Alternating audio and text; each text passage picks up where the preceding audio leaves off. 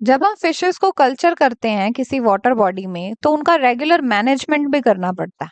इसके लिए कुछ स्टेप्स देखते हैं। सबसे पहला स्टेप है proper selection of culturable fish. आपको सबसे पहले फिश चूज करनी है जिसको कल्चर करवाना है।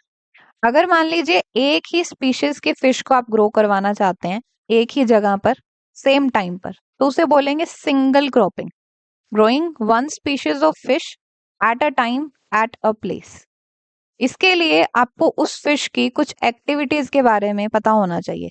उसके क्या प्रिडेटर्स हैं वो पता होना चाहिए, प्रिडेटर से हमें इसे दूर रखना है। और उसकी फूड चेन में क्या पोजीशन है, क्या प्लेस है, मतलब वो हर्बीवोर है, कार्निवोर है या ओमनिवोर है, ये पता होना चाहिए, तभी तो हम उसे फीड दे पाएंगे। और अगर मान लीजिए आप बहुत सारी स्पीशीज ऑफ फिशेस को एक ही टाइम पर एक ही जगह पर ग्रो करवाना चाहते हैं, growing many species of fish at a time at a place, it will be called as multiple cropping। इसके लिए हमें उन फिशेस के निशेस की जानकारी होनी चाहिए, उनका जो फंक्शनल रोल है उसके बारे में पता होना चाहिए, उनके प्रेडेटर्स के बारे में भी पता होना चाहिए। और हमें ये ध्यान रखना है कि जिन भी डिफरेंट स्पीशीज ऑफ फिशेस को हम मल्टीपल क्रॉपिंग के लिए चूज कर रहे हैं उनमें कंपटीशन नहीं होना चाहिए। इसको हम उसी एग्जाम्पल से समझते हैं जो हमने लास्ट लेक्चर में किया था। ये वाटर बॉडी का सरफेस है, ये कॉलम है और ये बॉटम है। अब कुछ ऐसे कॉम्बिनेशंस हैं फिशेस के जो इस वाटर बॉडी में एक साथ एक ही टाइम पर रह सकते हैं, सेम प्लेस सेम टाइम पर सरवाइव कर सकते हैं। तो इन्हीं को ही हम कल्चर के लिए भी यूज कर सकते हैं, इसी कॉम्बिनेशन को। अभी कॉम्बिनेशन क्या है, ये है कतला कतला, this one is labio rohita and this one is Cerinus mrigala। इनका एनवायरनमेंट में फंक्शनल रोल क्या है, खाना खाना, सरवाइव करना। तो जो कतला कतला है वो अपना फंक्शनल रोल मतलब खाना खा रही है सरफेस ऑफ वाटर पर, so this is a surface feeder. Similarly Labeo rohita खाना खा रही है कॉलम से, कॉलम फीडर है। और सिराइनस मृगाला इज बॉटम फीडर। तो यानी कि इनका निश सेपरेट है, फंक्शनल रोल जहां ये प्ले कर रही हैं वो जगह सेपरेट है। तो ये कंडीशन फुलफिल हो गई। उसके अलावा इनका अलग अलग जगह पे काम है, उसी वाटर बॉडी में इन्होंने डिविजन्स कर रखी हैं, एरिया बांट रखा है, तो मतलब ये कंपटीशन भी नहीं होगा इनके अंदर। तो ये वाली कंडीशन भी फुलफिल हो रही है। और प्रिडेटर से हमें इनको बचा के रखना है जब हम इन्हें कल्चर कर रहे हैं। तो इस कॉम्बिनेशन को हम मल्टीपल क्रॉपिंग में यूज कर सकते हैं। इसी तरह से और भी कॉम्बिनेशंस एग्जिस्ट करते हैं। Next step is management of pond. Pond की स्टॉकिंग करने से पहले यानी उसमें फिशेस डालने से पहले उसको सुखाना चाहिए अच्छे से, सनलाइट के अंडर उसको ड्राई करना चाहिए ताकि उसके अंदर प्रेजेंट पैथोजेंस या फिर फिश एनिमीज किल हो जाएं। इसके अलावा इसके बॉटम को स्क्रबिंग करके क्लीन करना चाहिए, घिस कर क्लीन करना चाहिए अच्छे से। फिर जब पॉन्ड में पानी डाल दिया जाएगा उस पानी में डिजोल्व्ड ऑक्सीजन मेंटेन करके रखनी है। Dissolved oxygen should be high. ये कैसे मेंटेन की जा सकती है, एयर कंप्रेसर्स लगाकर, वाटर व्हील्स यूज करके पॉन्ड ऑक्सीजनेशन हो जाएगी। Then pond liming should be done. Liming का मतलब है पॉन्ड वाटर को 7 से 8.8 pH पे मेंटेन करना, स्लाइटली एल्कलाइन साइड पर मेंटेन करना। इससे फिशेस की ग्रोथ अच्छी हो जाती है। इसको करने के लिए लाइमिंग मटेरियल यूज किया जाता है जैसे कि calcium carbonate that is limestone, calcium oxide quick lime, calcium hydroxide that is lake lime. इसकी वजह से कैल्शियम मिलता है फिशेस को तो उनकी प्रॉपर ग्रोथ होती है। और कार्बन डाइऑक्साइड रिलीज होती है जो कि प्लांट्स यूज कर लेते हैं। और ये सबमर्ज्ड वीड्स को डिस्ट्रॉय करता है, पॉन्ड वाटर को डिसइंफेक्ट कर देता है। सो ये बड़ी रेगुलर एक्टिविटी होनी चाहिए, कुछ कुछ टाइम बाद पॉन्ड की लाइमिंग करते रहना चाहिए। देन कंट्रोल ऑफ वीड्स, जो भी अनवांटेड प्लांट्स हैं उनको रिमूव करते रहना चाहिए। वीड्स की वजह से होगा कि अगर वीड्स रह जाएंगी तो एक तो फिशेस अच्छे से मूव नहीं कर पाएंगी और वाटर भी सर्कुलेट नहीं हो पाएगा इजीली। सो वीड्स को कंट्रोल करना है, प्रीडेटर एंड पैथोजेंस को कंट्रोल करना है, पोन्ड वाटर पोल्यूट ना हो ये भी देखना है, addition of fertilizer for fish growth, regular checking of problems. Problems क्या हो सकती हैं, कई बार फिश मर जाती है पॉन्ड के अंदर, तो डेड फिश को आपको रिमूव कर देना है, या फिर डेड प्लांट मटेरियल है उसको भी रिमूव करते रहना regularly. Control of excess vegetation, excess vegetation control करने के लिए नेचुरल कंट्रोल भी है और केमिकल या आर्टिफिशियल कंट्रोल भी है। नेचुरल कंट्रोल क्या है, आप ग्रास कार्प को इंट्रोड्यूस कर दीजिए पॉन्ड में। ये एक ऐसी फिश है जो ग्रास पे फीड करती है, तो एक्सेस वेजिटेशन को कंट्रोल कर लेगी। केमिकल कंट्रोल हो सकता है herbicides. Herbicides are those chemicals which kill herbs, यानी छोटे पौधों को किल कर देते हैं ये। फिर आ जाते हैं नेक्स्ट स्टेप पर। Third step is proper use of supplementary food. जब भी रिक्वायरमेंट हो प्रॉपरली आप सप्लीमेंट्री फूड यानी आर्टिफिशियल फूड सप्लाई करते रहिए पैलेट्स की फॉर्म में। अब आपको ये ध्यान रखना है कि विंटर में फिशेस हाइबरनेट करती हैं, विंटर स्लीप में चली जाती हैं, तो उस टाइम पर आपको सप्लीमेंट्री फूड नहीं प्रोवाइड करना है, अदरवाइज फूड जमा होता जाएगा, उन्होंने तो खाना नहीं है, तो उस पानी में ऑक्सीजन की डेफिशिएंसी हो जाएगी, डिजॉल्व्ड ऑक्सीजन कम हो जाएगी। Next is proper stocking of pond. Pond की स्टॉकिंग बहुत ध्यान से करनी होती है। जो फिशेस का साइज होता है that is inversely proportional to population. मतलब जब फिशेस ग्रो कर रही हैं वो साइज कितना अटेन करेगी वो उस वाटर बॉडी की पॉपुलेशन पर डिपेंड करता होता है। अगर मान लीजिए बहुत ज्यादा भीड़ है तो वो अपना मैक्सिमम साइज अटेन नहीं कर पाती फिशेस। अगर लिमिटेड भीड़ है तो वो अपना प्रॉपर साइज अटेन कर लेंगी। तो हमें सेफ साइड पर चलते हुए पॉन्ड की जो कैरिंग कैपेसिटी है, मान लीजिए पॉन्ड में आप 50 फिशेस को स्टॉक कर सकते हैं, उस कैरिंग कैपेसिटी से भी आप कम फिशेस को ही स्टॉक करिए ताकि वो जो फिशेस आप स्टॉक कर रहे हैं वो मैक्सिमम साइज अटेन कर पाए।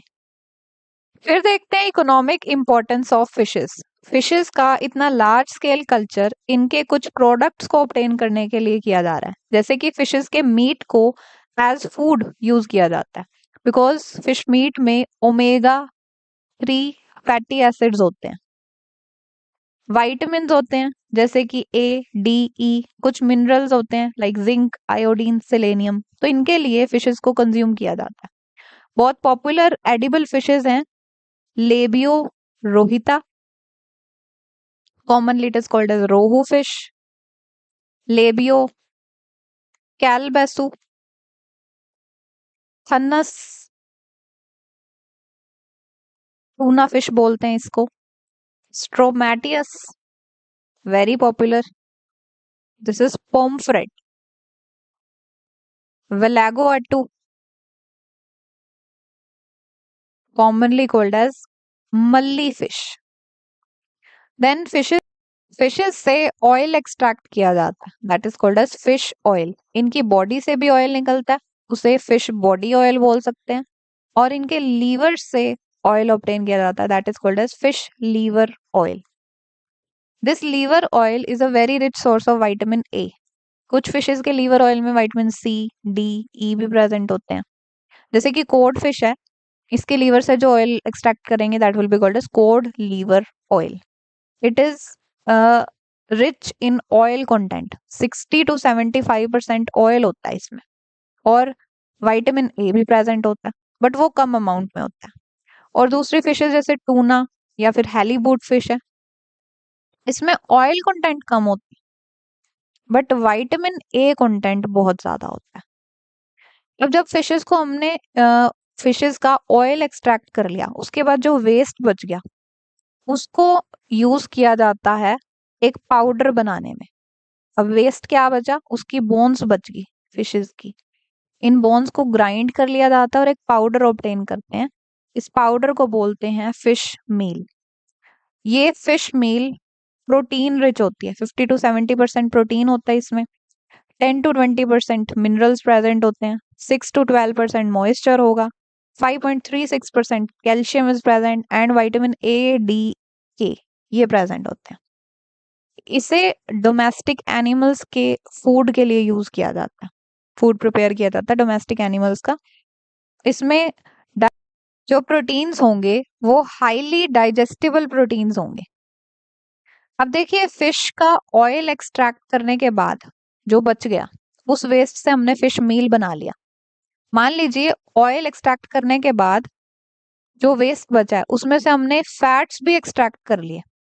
अब जो बच गया उससे जो पाउडर बनाया जाएगा, व्हाइट कलर का पाउडर होगा, that will be called as fish protein. It is obtained after removing oil and fats from fish.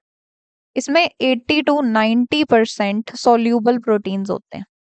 इसको यूज किया जाता है आइसक्रीम प्रोडक्शन के लिए, पेंट्स के लिए, वार्निशेस बनाने के लिए, पेपर और कॉस्मेटिक्स में भी इसको यूज किया जाता है।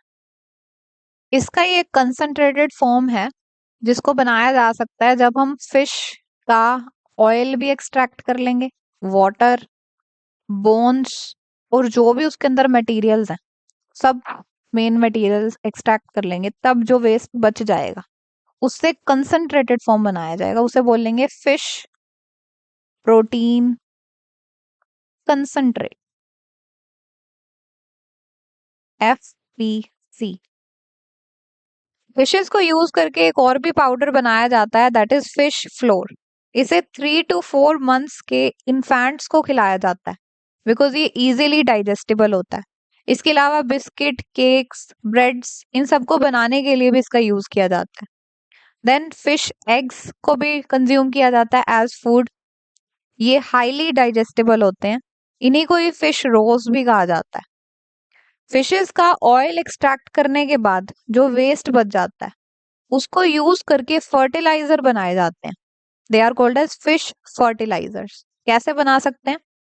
मान लीजिए आपने ऑयल एक्सट्रैक्ट कर दिया, उसके बाद जो फिश बच गई, जो वेस्ट बच गया, उसको आपने डायरेक्टली सनलाइट में रख देना है। जब इसका पूरा मॉइस्चर रिमूव हो जाएगा तब ये बन जाएगा ड्राई फिश मैन्योर। इसको आप अपने फील्ड में यूज कर सकते हैं। और इसके अलावा आप ग्राउंड में छोटे छोटे होल्स बनाइए, इन्हें कह दिया जाता है पिट्स।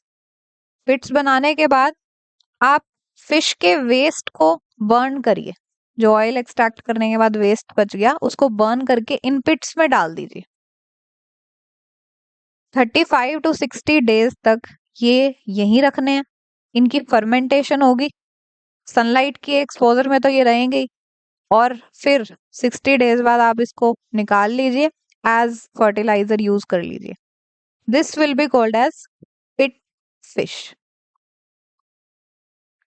और क्या कर सकते हैं, जब हमने फिश को कुक कर लिया, कुकिंग करने के बाद भी उसके जो रिफ्यूज रह जाते हैं, जो वेस्ट रह जाते हैं, उसको भी एज अ फर्टिलाइजर यूज किया जा सकता है, that is called as fish guano. तो एक तो हो गया ड्राई फिश मैन्योर, फर्टिलाइजर है ये। Pit fish is also a fertiliser and fish guano is also a fertiliser. Next is fish glue. ये एक स्टिकी सा सब्सटेंस है, गम लाइक सब्सटेंस है। इसे कॉड फिश की स्किन से ऑब्टेन किया जाता है, हाईली एडहेसिव होता है। देन फिश स्किन, जो शार्क फिश है या रे फिन्ड फिशेस हैं, उनकी स्किन को यूज करके ज्वेलरी बॉक्सेस और वॉर हेलमेट्स ये सब बनाए जाते हैं। Next is isinglass. ये शाइनिंग पाउडर है, ग्लास लाइक अपीयरेंस है इसकी, या फिर कह लीजिए जेली लाइक है, जिलेटिनस सब्सटेंस बोल सकते हैं इसको। It is obtained from air bladder of salmons and cat fishes. Air bladder का काम होता है फिशेस में ब्योएंसी मेंटेन करना, तो उस एयर ब्लैडर से इस शाइनिंग पाउडर को एक्सट्रैक्ट किया जाता है। इसे यूज किया जाता है वाइन्स और बियर्स की क्लैरिफिकेशन में, उसे साफ करने में। एडिबल जेली बनाने में भी इसे यूज किया जाता है, और एडहेसिव मटेरियल्स भी बनते हैं इससे। Another product is shagreen. ये रफ सरफेस वाला मटेरियल है, या आप बोल सकते हैं रफ सरफेस वाला लेदर है। इसे शार्क्स और रे फिन्ड फिशेस की स्किन से बनाया जाता है। उनकी स्किन के ऊपर इस तरह के पॉइंटेड स्केल्स होते हैं, दीज आर प्लेकॉइड स्केल्स। तो प्लेकॉइड स्केल्स के कारण ही ये रफ होती है।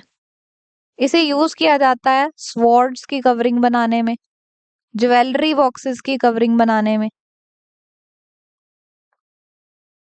नेक्स्ट, फिशेस से मेडिसिन भी ऑब्टेन की जाती हैं, कुछ आयुर्वेदिक और यूनानी मेडिसिन ऑब्टेन की जाती हैं फिशेस से। एक बुक है फार्मैकोपीनिया। इस बुक में इन सभी आयुर्वेदिक और यूनानी मेडिसिन के बारे में मेंशन किया गया। देन फिशेस के कुछ हेल्थ बेनिफिट्स हैं, जैसे कि फिशेस में ओमेगा 3 फैटी एसिड होते हैं जो कि हार्ट फ्रेंडली हैं, एंटीऑक्सीडेंट की तरह वो काम करते हैं और कार्डियोवैस्कुलर प्रॉब्लम्स को कम कर देते हैं। इसके अलावा कार्टिलेज के वीकनिंग को भी कम कर देते हैं, स्लो डाउन कर देते हैं, ऑस्टियोआर्थराइटिस को स्लो डाउन कर देते हैं।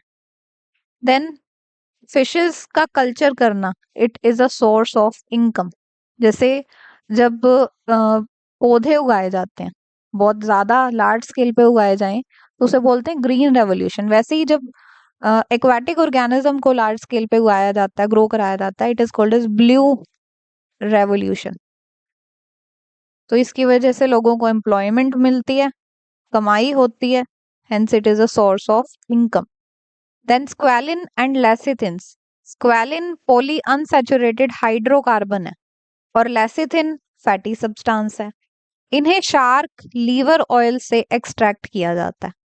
स्क्वेलिन्स को यूज किया जाता है सिंथेटिक फाइबर्स को डाई करने के लिए, और लेसिथिन्स को यूज किया जाता है चॉकलेट इंडस्ट्री में एज इमल्सिफायर या फिर बाइंडिंग एजेंट की तरह इसे यूज किया जाता है। फिर देखते हैं फिशेस और इनके प्रोडक्ट्स की मार्केटिंग करने के लिए क्या क्या करना पड़ता है। सबसे पहले तो मार्केट में इनकी कितनी डिमांड है, कितनी रिक्वायरमेंट है, वो एनालाइज करना होगा। इनका प्राइस रेगुलेट करना होगा, लॉसेस मिनिमम हो ये ध्यान रखना है। इनको कंज्यूम करने से क्या हेल्थ बेनिफिट्स हो सकते हैं उसकी पब्लिसिटी करनी होगी। फिशरमैन्स को लोन की फैसिलिटी होनी चाहिए, ट्रांसपोर्ट फैसिलिटी अवेलेबल होनी चाहिए और प्रॉपर स्टोरेज भी अवेलेबल होनी चाहिए।